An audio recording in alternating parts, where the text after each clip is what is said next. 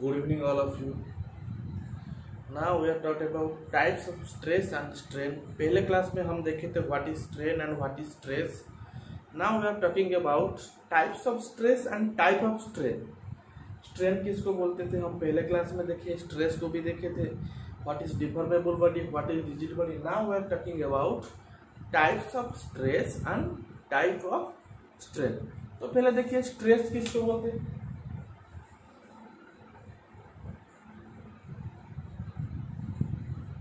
Stress किसको बोलते हैं ना. Internal resisting force. Stress is defined as it is the ratio between internal resisting force divided by area under which the force will be considered. Internal resisting force divided by area under which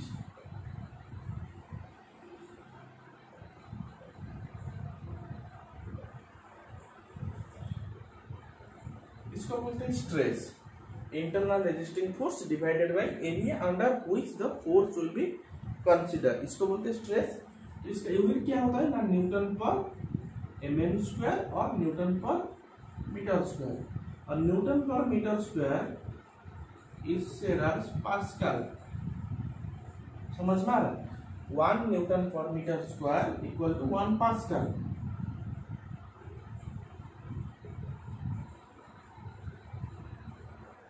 देखो newton per metre square newton per mm square कैसे है ना. Force का unit क्या होता है, Newton होता है.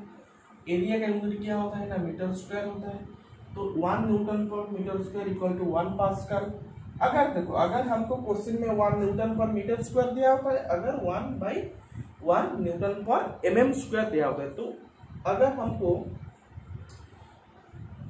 हमको एरिया दिया है एमएम में, अगर हमको एरिया दिया है एमएम स्क्वायर में, समझ में आ रहा है. अगर हमको एरिया दिया है एमएम स्क्वायर में, अगर हमको यहाँ पे स्ट्रेस निकाल के दिया बोलता है कि न्यूटन पर मीटर स्क्वायर में, समझ में आ रहा है. अगर हमको एरिया दिया है एमएम स्क्वायर में और हमको बोलता है कि स्ट्रेस निकालो जिसका वैल्यू होगा न्यूटन पर मीटर स्क्वायर, लेकिन यहाँ पे यूनिट सेम नहीं आता है. यहाँ पे एरिया का यूनिट क्या आता है ना, मीटर आता है. यहाँ पे क्या आता है ना, एमएम स्क्वायर आता है. तो इसको कैसे कन्वर्ट करेंगे ना, देखिए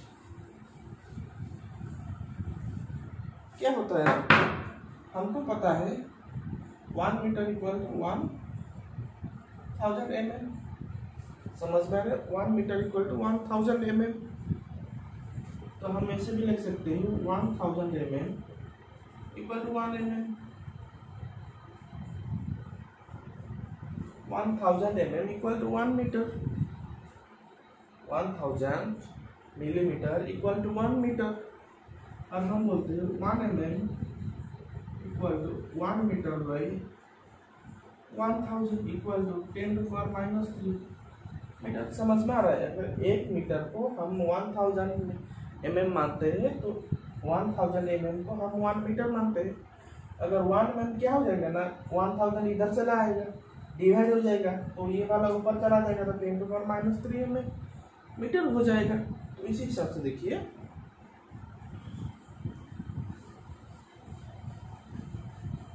क्या होता है ना. अगर हमको न्यूटन पर एमएम स्क्वायर दिया है, इसको हम कन्वर्ट करेंगे न्यूटन पर मीटर स्क्वायर में, तो कैसे होगा.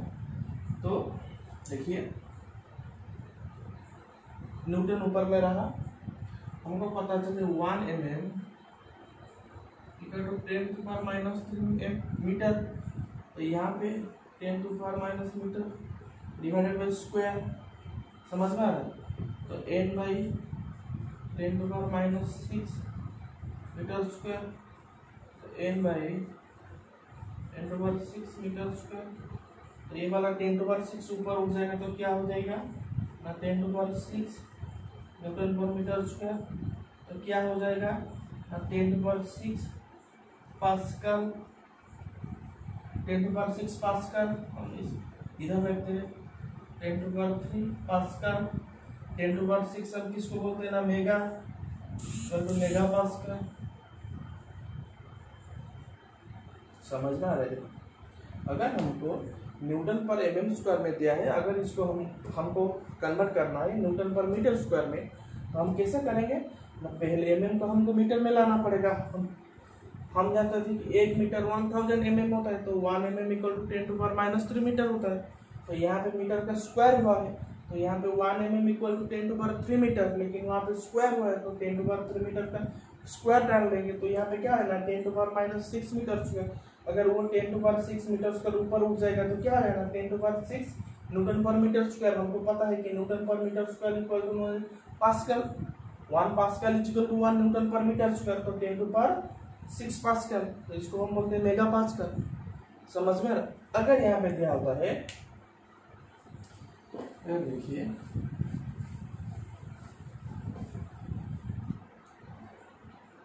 1 newton per mm square equal to 10⁻6 newton per metre square. हम अभी देखें, अगर हमको क्वेश्चन में दिया होता है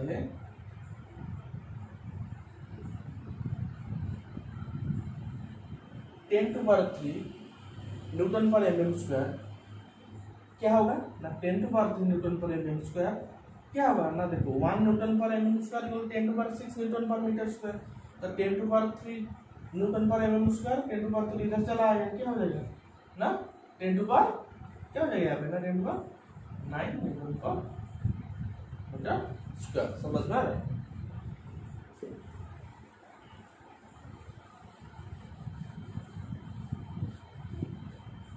देखो हम इसको ऐसे भी कर सकते हैं, 1 newton per mm square equal to 10⁻6 newton per metre square. अगर हम इस साइड में 10⁻³ मल्टीप्लाई करेंगे तो इस साइड में हमको कितना मल्टीप्लाई करना पड़ेगा 10⁻3,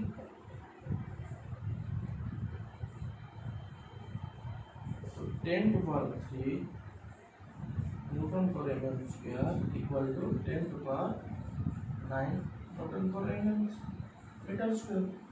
तो ये क्या हो जाएगा ना गीगा पास्कल हो जाएगा, ये क्या है ना गीगा पास्कल हो जाएगा। समझ में आ रहा है? तो 10⁻3 newton per mm square equal to 1 giga pascal, 1 newton per mm square equal to 1 mega pascal.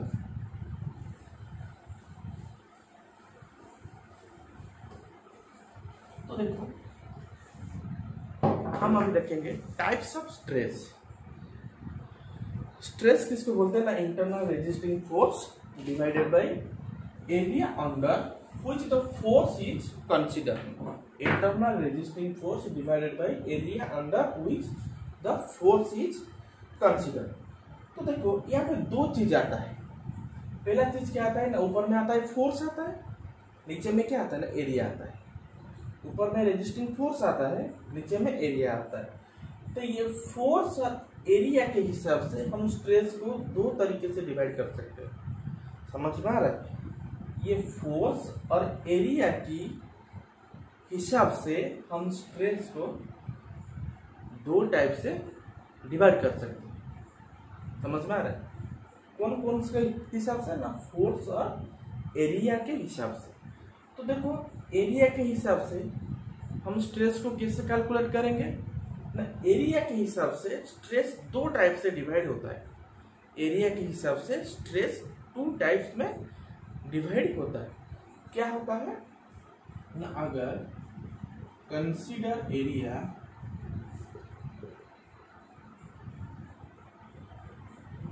Stress is divided to part. अगर हम एरिया को कंसीडर करेंगे तो स्ट्रेस हमारा 2 पार्ट में डिवाइड होगा। क्या क्या होगा ना,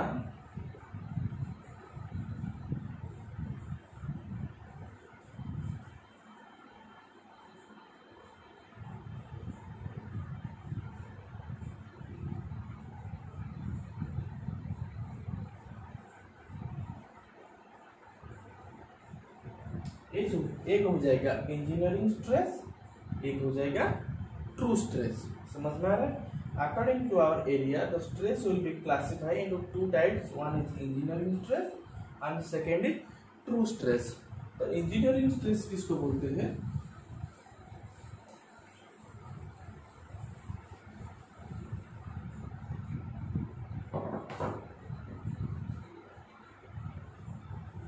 इंजीनियरिंग स्ट्रेस किसको किसको बोलते हैं ना, देखो एक बॉडी है, अगर बॉडी का ऊपर में हम फोर्स अप्लाई करेंगे, अगर बॉडी का ऊपर हम फोर्स अप्लाई करेंगे तो बॉडी में क्या आएगा, डिफॉर्मेशन आएगा। अगर बॉडी में डिफॉर्मेशन आएगा तो उसी डिफॉर्मेशन को रेजिस्ट करने के लिए क्या होगा, बॉडी के अंदर में ना स्ट्रेस क्रिएट होगा। तो स्ट्रेस का फॉर्मूला क्या होता है ना, force by area, internal resisting force पर एरिया। लेकिन हम इसको एरिया के हिसाब से कैलकुलेशन किया है, इंजीनियरिंग स्ट्रेस। तो इंजीनियरिंग स्ट्रेस क्या बोलता है ना, अगर हम फोर्स अप्लाई करेंगे इस बॉडी में तो उसका क्रॉस सेक्शन एरिया में कुछ चेंज होगा। अगर इस बॉडी का ऊपर हम फोर्स अप्लाई करेंगे तो क्या होगा ना, ऐसे उसका क्रॉस सेक्शन में चेंज होगा। समझ में आ रहा है? ये जो क्रॉस सेक्शन एरिया जो चेंज हो रहा है ये हर इंस्टेंट में चेंज हो रहा है, हर फ्रैक्शन टाइम ऑफ सेकेंड में, हर फ्रैक्शन सेकेंड में उसका एरिया चेंज हो रहा है, क्योंकि फोर्स भी लग रहा है। अगर फोर्स लग रहा है तो डिफॉर्मेशन भी हो रहा है, अगर बॉडी डिफॉर्म होगा तो उसका क्रॉस सेक्शन एरिया भी चेंज हो रहा है। क्रॉस सेक्शन एरिया कब चेंज होता है ना, हर एक फ्रैक्शन हर टाइम में चेंज होता है। लेकिन इंजीनियरिंग स्ट्रेस के लिए जो हमारा इंजीनियरिंग में जो स्ट्रेस कैलकुलेट होता है उसका लिए पॉसिबल नहीं है कि हर एक फ्रैक्शन सेकेंड में कि हर एक टाइम में हम एरिया को लेकर कैलकुलेशन करेंगे। इंजीनियरिंग स्ट्रेस में वो पॉसिबल नहीं होता है कि हर एक फ्रैक्शन में जो भी एरिया चेंज हो रहा है, उसका बॉडी में भी जो भी लेंथ चेंज हो रहा है तो उसको लेके हम कैलकुलेट करेंगे, वो पॉसिबल नहीं होता है। तो उसको हम बोलेंगे इंजीनियरिंग स्ट्रेस। तो एरिया कौन सा लेंगे ना, पहले जो वाला एरिया था ये वाला एरिया ही लेंगे। समझ में आ रहा है? क्योंकि हमको हर इंस्टेंट और हर टाइम से और हर सेकेंड में जो भी उसका एरिया में चेंज आ रहा है तो वो पॉसिबल नहीं है कि हम यहाँ पे एरिया को कैलकुलेट करके हम स्ट्रेस कैलकुलेशन करेंगे, हमारा लिए ये पॉसिबल नहीं है। तो हम क्या करते हैं ना, पहले में जो एरिया था उसी एरिया को हम ले जाते थे, तो ओरिजिनल एरिया जो बॉडी का पहले से बॉडी का ओरिजिनल कंडीशन में जो एरिया था उसी को हम ले जाते। तो stress equal to force by original area, पहले से जो एरिया था उसी एरिया को हम ले जाते थे। लेकिन और एक था क्या था, एक इंजीनियरिंग स्ट्रेस था और एक था ट्रू स्ट्रेस था।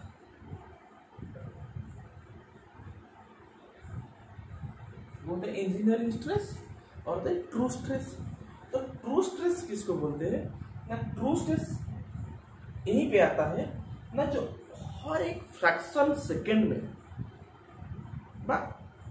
हर टाइम में पर सेकेंड में पर टाइम में इसका एरिया में जो भी चेंज हो रहा है उसी एरिया को हम लेके स्ट्रेस कैलकुलेशन करेंगे, इसको बोलेंगे ट्रू स्ट्रेस। हर फ्रैक्शन सेकेंड में जो भी एरिया में चेंज आ रहा है तो उसको लेके हम कैलकुलेशन करेंगे किसका ना, ट्रू स्ट्रेस को। देखो अगर यहाँ पे हम फोर्स अप्लाई करेंगे, फोर्स अप्लाई हो रहा है, पहले क्या ना इस स्ट्रक्चर में चेंज आएगा, फिर थोड़ा उसका डायमीटर घटेगा, फिर उसका थोड़ा डायमीटर घटेगा, ऐसे आएगा, ऐसे उसका क्रॉस सेक्शन एरिया में हर फ्रैक्शन ऑफ टाइम में चेंज होगा। उसी स्ट्रेस को हम बोलेंगे ट्रू स्ट्रेस। अगर जो एरिया जो फ्रैक्शन ऑफ सेकेंड में जो एरिया चेंज होता है उसको हम नहीं लेंगे, सिर्फ ओरिजिनल एरिया ले जाएंगे, उसको हम बोलेंगे क्या ना, इंजीनियरिंग स्ट्रेस। समझ में आ रहा है? ट्रू स्ट्रेस किसको बोलते हैं, इंजीनियरिंग स्ट्रेस किसको बोलते हैं, बस।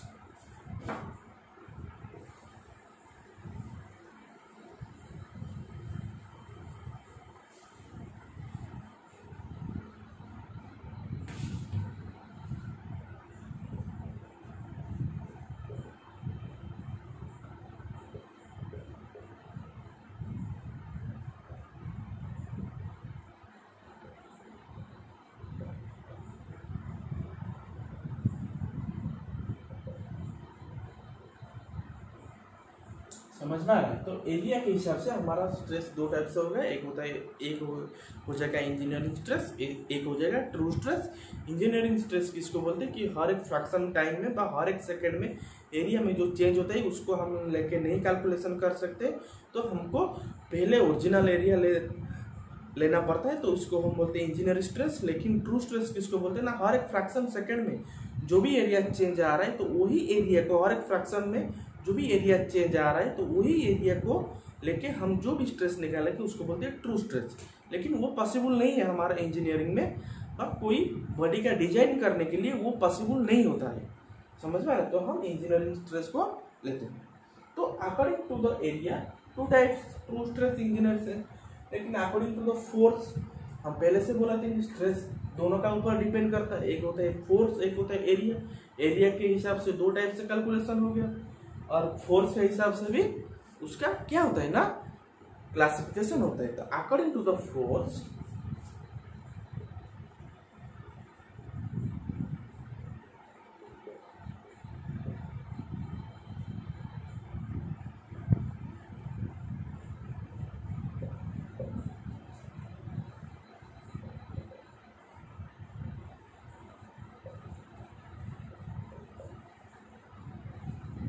स्ट्रेस के हिसाब से, अगर फोर्स के हिसाब से स्ट्रेस को हम दो टाइप से क्लासिफाई किए। पहला क्या है,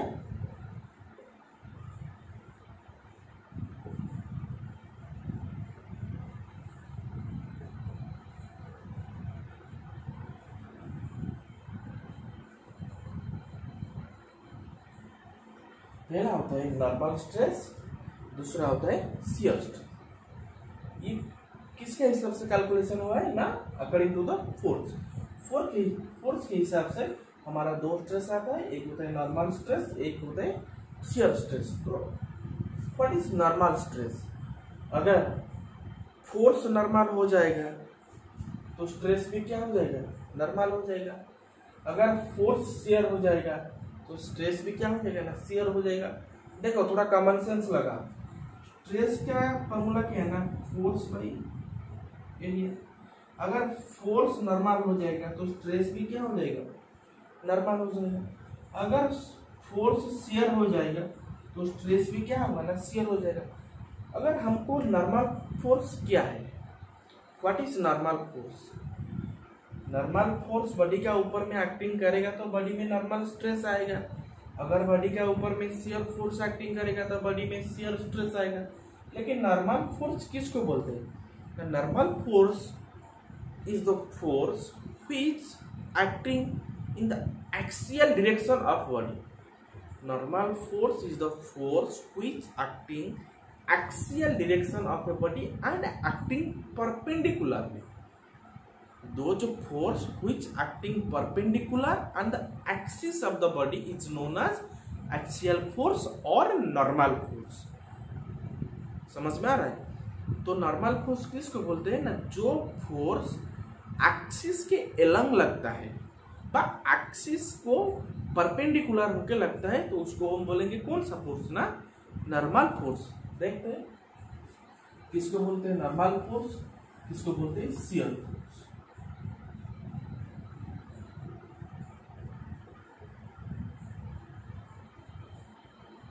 अगर एक बॉडी हो गया, बॉडी का एक्सिस क्या होता है, मैं बताया था normal force is acting on the axial direction of the body. ये बॉडी का एक्सिस हो गया तो नॉर्मल फोर्स इसी डायरेक्शन में ही एक्टिंग करेगा। बॉडी का एक्सिस, बॉडी का एक्सिस का एलंग में नॉर्मल फोर्स क्या करेगा ना, एक्टिंग करेगा। और वो क्या करेगा ना, बॉडी को परपेंडिकुलरली एक्ट करेगा। नॉर्मल फोर्स हमेशा बॉडी के साथ परपेंडिकुलरली एक्ट करेगा। लेकिन शियर फोर्स किसको बोलते हैं?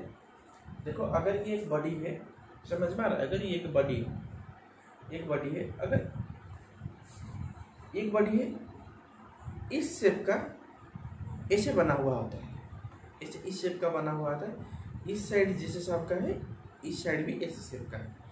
अगर इस साइड से हम नॉर्मल फोर्स लगाएंगे तो कैसा लगाएंगे, ये सरफेस को परपेंडिकुलर होकर जो फोर्स लगेगा, जो फोर्स सरफेस को परपेंडिकुलर होकर लगता है उसको हम कौन सा फोर्स बोलेंगे ना, नॉर्मल फोर्स। और जो एक्सिस के एलंग लगता है उसको बोलते हैं एक्सियल फोर्स और नॉर्मल फोर्स। तो शियर फोर्स किसको बोलते हैं? अगर एक बॉडी हो गया, अगर इस बॉडी का ऊपर में कोई फोर्स परपेंडिकुलर लगता है तो इसको कौन सा फोर्स बोलेंगे, नॉर्मल फोर्स बोलेंगे। अगर इस बॉडी के ऊपर में कोई भी फोर्स उसका पैरेलली एक्ट करेगा, नॉर्मल फोर्स हमेशा परपेंडिकुलर एक्ट करेगा।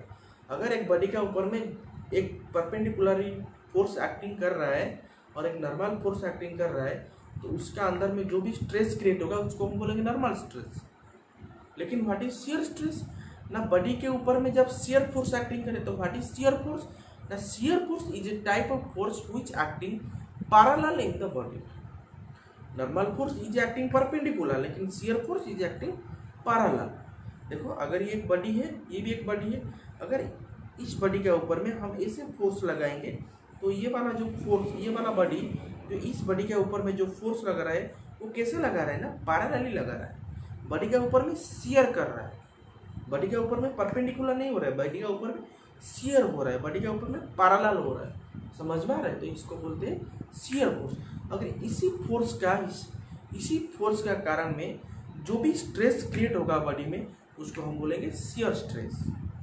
अरे इसी फोर्स का कारण में बॉडी में जो भी स्ट्रेस क्रिएट होगा उसको हम बोलेंगे नॉर्मल स्ट्रेस। समझ में आ गया? नॉर्मल स्ट्रेस किसको बोलते हैं और शियर स्ट्रेस किसको बोलते हैं? तो नॉर्मल स्ट्रेस फिर दो टाइप का होता है, एक होता है टेंसाइल स्ट्रेस, एक होता है कॉम्प्रेसिव स्ट्रेस। समझ में आ रहा है? Normal stress can be classified in two types, एक होता है टेंसाइल स्ट्रेस, एक होता है कॉम्प्रेसिव स्ट्रेस। तो टेंसाइल स्ट्रेस किसको बोलेंगे? अगर ये एक बॉडी है, अगर इस बॉडी के ऊपर कोई फोर्स परपेंडिकुलरली एक्ट करता है तो हम इसको बोलेंगे नॉर्मल फोर्स। अगर इस नॉर्मल फोर्स का डायरेक्शन आउटसाइड होता है, अगर इस बॉडी में जो फोर्स लगता है अगर इस दोनों फोर्स का डायरेक्शन आउटसाइड होता है तो इसको हम बोलेंगे टेंसाइल स्ट्रेस।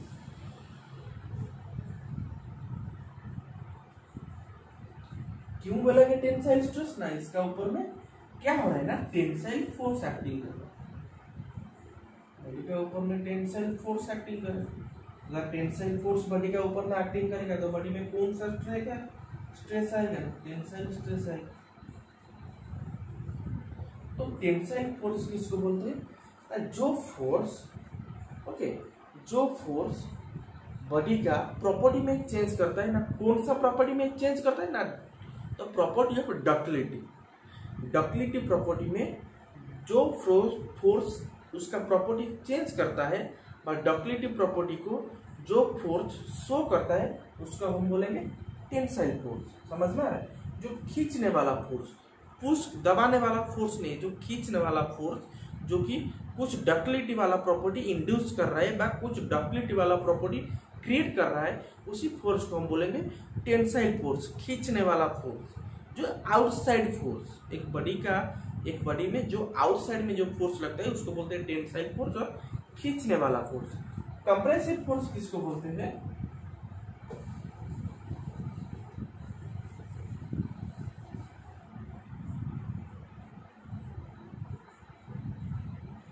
देखो दोनों फोर्स अलग एक्सिस के हिसाब से लग रहा है और सरफेस को परपेंडिकुलर हो रहा है। समझ में? और सरफेस को परपेंडिकुलर हो रहा है तो इसको हम बोलेंगे क्या ना, नॉर्मल स्ट्रेस। तो देखो नॉर्मल स्ट्रेस इसके अंदर में आएगा, लेकिन फोर्स कौन सा है? वहां पे टेंसाइल फोर्स पड़ रहा था तो क्या टेंसाइल स्ट्रेस आ रहा था। यहीं पे कौन सा फोर्स एक्टिंग कर रहा है ना, कंप्रेसिव फोर्स एक्टिंग कर रहा है। अगर कंप्रेसिव फोर्स यहाँ पे एक्टिंग करेगा तो कौन सा स्ट्रेस क्रिएट होगा ना, कंप्रेसिव स्ट्रेस।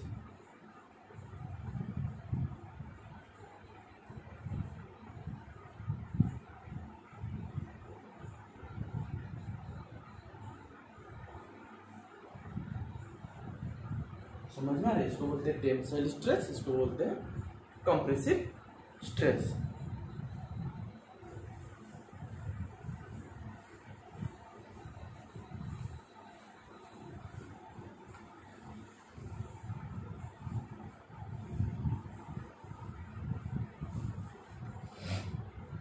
ना स्ट्रेन किसको बोलते हैं ना, change in length by original length. Strain का फॉर्मूला क्या होता है ना, change in length divided by original length. किसको बोलते हैं ना, स्ट्रेन को। तो strain can be classified into two types.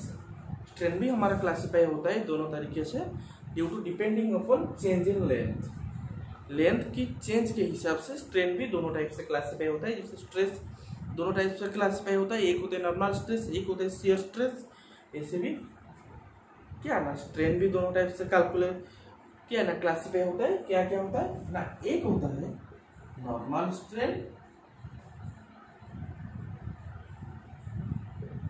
एक होता है शियर स्ट्रेन। ये किसी हिसाब से होता है ना due to change in length. समझ में आ रहा है हमारा स्ट्रेन का फॉर्मूला क्या है ना, चेंज इन लेंथ नहीं ओरिजिनल लेंथ। तो according to the change in length the strain can be classified into two types. According to the change in length the strain can be classified into two types. One is equal to normal strain and second is shear strain. तो what is normal strain ना, when the normal force is acting on a body the strain is produced is called normal strain. When the normal force is acting on a body, then the strain produced in the body, this strain is known as normal strain.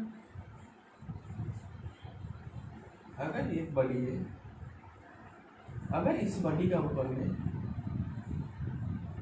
कोई normal force हो, समझना है, अगर एक body है, अगर इस body के ऊपर में कोई दो टेंसाइल फोर्स एक्टिंग कर रहा है, तो इस बॉडी का ऊपर में कैसा चेंज आएगा, उसका लेंथ में कैसे चेंज आएगा ना,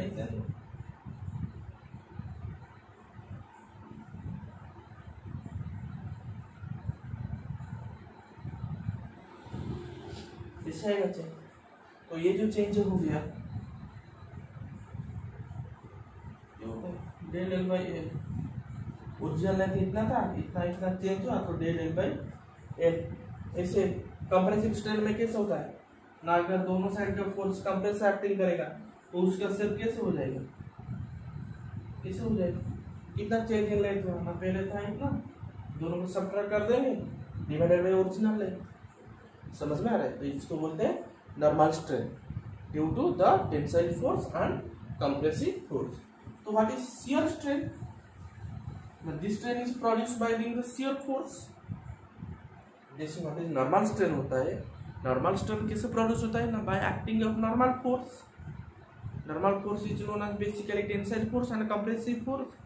तो अगर टेंसाइल फोर्स एक्टिंग के कारण बॉडी में जो भी डिफॉर्मेशन आएगा उसको हम बोलते हैं टेंसाइल स्ट्रेन, और कंप्रेसिव फोर्स एक्टिंग करने के बाद बॉडी में जो भी स्ट्रेन आएगा उसको हम बोलेंगे कंप्रेशन स्ट्रेन बा कंप्रेसिव स्ट्रेन। अगर शियर स्ट्रेन किसको बोलेंगे ना, शियर स्ट्रेन अगर when the force is applying in shear, अगर शियर फोर्स बॉडी में अप्लाई हो रहा है तो उसमें जो भी स्ट्रेन आता है उसको हम बोलते हैं शियर स्ट्रेन। देखो कैसे,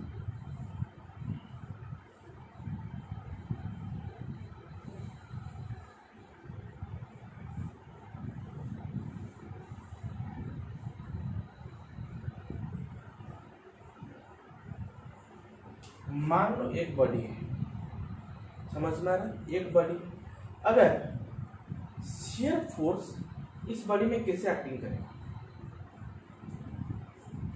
शियर फोर्स इस बॉडी में कैसे एक्टिंग करेगा। शियर फोर्स हमेशा बॉडी के पैरेलल एक्टिंग करता है, बॉडी में हमेशा पैरेलल एक्टिंग करता है, शियर होता है। नॉर्मल फोर्स हमेशा बॉडी के परपेंडिकुलरली एक्ट करता है। तो शियर फोर्स कैसे लगेगा, ऐसे लगेगा, ये बॉडी का सरफेस है, ये ऐसे बॉडी के सरफेस में लगेगा, ठीक है ना, शियर। अगर देखो, अगर बॉडी का सरफेस में शियर फोर्स लगेगा, बॉडी पहले से ऐसे कंडीशन में है, अगर बॉडी में शियर फोर्स लगता है इसका अपर डायरेक्शन, इसका अपर पार्ट में, तो बॉडी कैसे डिस्प्लेस हो जाएगा, बॉडी में कैसे टाइप का डिफॉर्मेशन आएगा, कुछ इस टाइप का आएगा,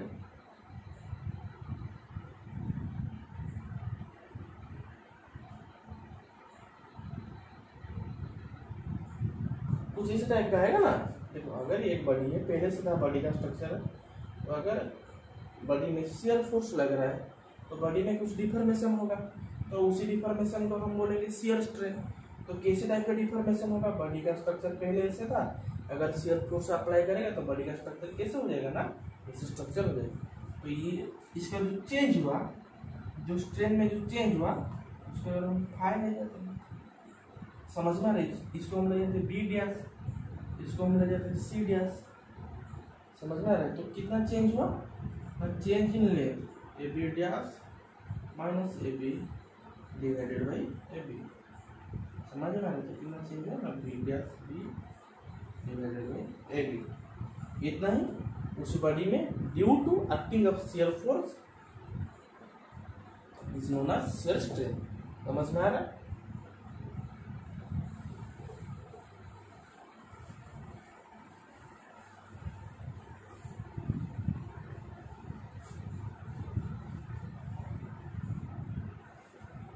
ना स्ट्रेस और स्ट्रेन का कंप्लीट हो गया है। अभी हम देखेंगे आगे what is Hooke's law. It is Hooke's law. Hooke's law क्या कहता है ना, within elastic limit the stress is directly proportional to strain. Within elastic limit the stress is directly proportional to strain। तो Hooke's law क्या कहता है ना, अगर एक बॉडी में नंबर ऑफ फोर्स एक्टिंग कर रहा है, अगर एक बॉडी के ऊपर में नंबर ऑफ फोर्स एक्टिंग कर रहा है तो within its elastic limit the stress is directly proportional to strain. समझ में आ रहा है? When number of force acting on a body the body will undergoes some deformation within its elastic limit the stress is directly proportional to strain। तो Hooke's law क्या बोलता है ना, when the number of force acting on a body the body will undergo some deformation within its elastic limit। Body में जो भी deformation होता है विदिन इलास्टिक लिमिट तक। तो Hooke's law valid up to कहाँ तक है ना, इलास्टिक लिमिट तक। हम जो भी स्टडी करेंगे हुक्स लॉ में सिर्फ इलास्टिक लिमिट तक ही स्टडी करेंगे। अगर इलास्टिक लिमिट के बाद हो जाएगा तो हुक्स लॉ वहाँ पे सेटिस्फाई नहीं करेगा, stress directly proportional to stress नहीं होगा। तो हुक्स लॉ क्या बोलता है ना, अप टू इलास्टिक लिमिट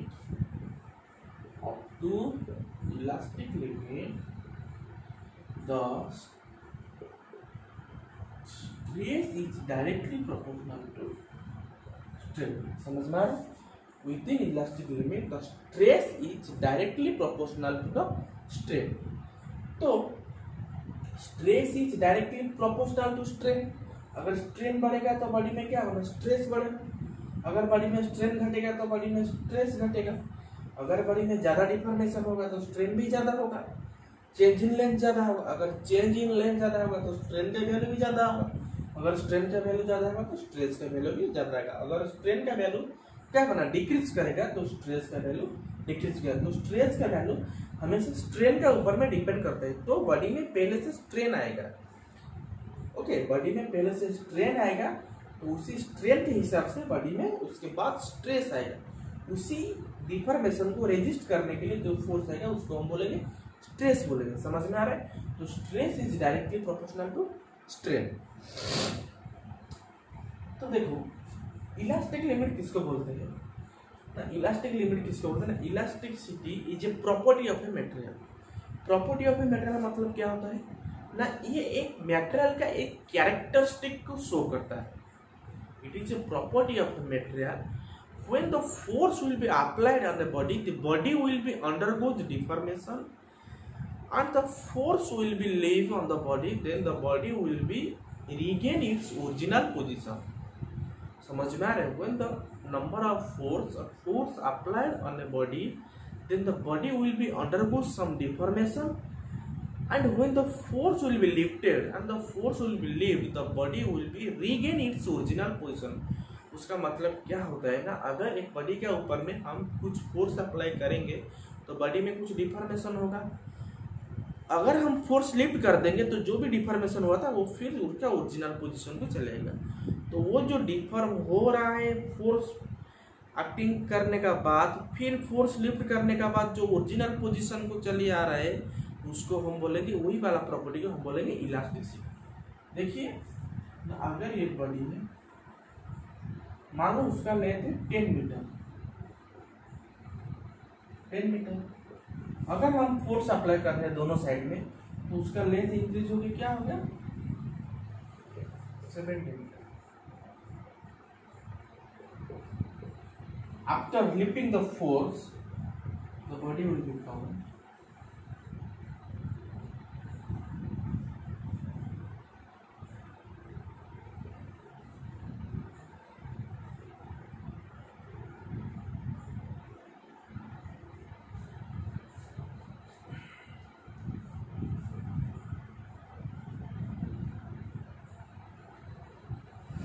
समझ में आ रहा है?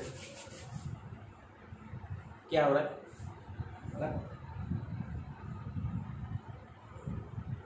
पहले बॉडी का लेंथ कितना था? 10 मीटर। जब हम फोर्स अप्लाई कर रहे हैं तो बॉडी का लेंथ में क्या हो रहा है? ना इंक्रीज हो रहा है। बॉडी का लेंथ में इंक्रीज कितना हुआ? ना 10 मीटर था, 30 मीटर इंक्रीज हो। समझ में? अगर ये वाला साइड इंक्रीज हो,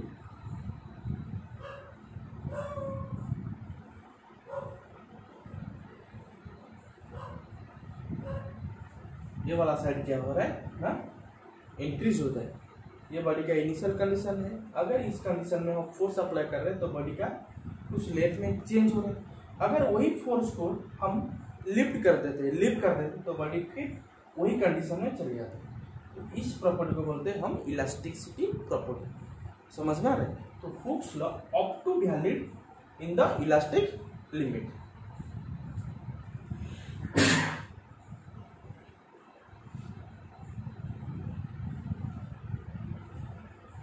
समझ में आ रहा है?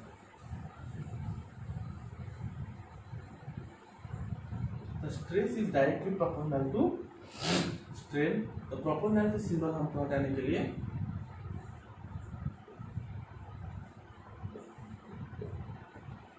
एक कांस्टेंट को मल्टीप्लाई करना पड़ेगा।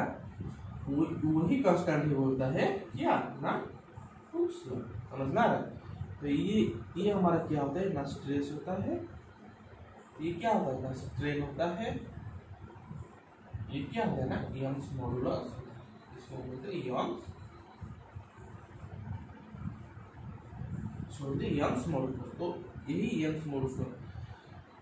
यंग्स मॉडुलस को हम क्या बोलते हैं? ना modulus of elasticity.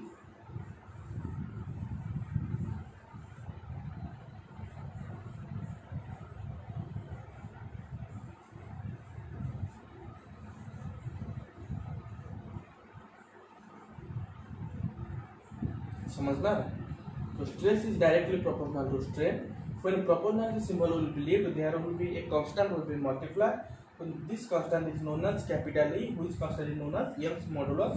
Then Young's modulus equal to stress by strain. So Hooke's law denoted stress is directly proportional to stress or strain, and when the E will be comes in case of constant, then the stress will be divided by strain. समझ में आ रहा है? इसको बोलते हैं Hooke's law।